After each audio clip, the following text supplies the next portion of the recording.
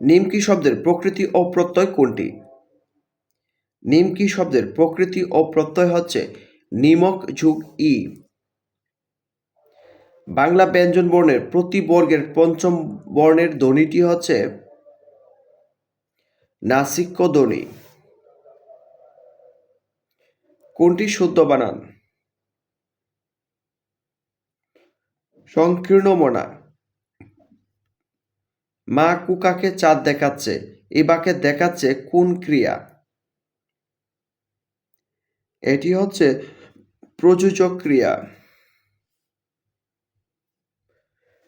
সোনার বাংলা কোন সমাস? সোনার বাংলা শব্দটি হচ্ছে তৎপুরুষ সমাস এর উদাহরণ।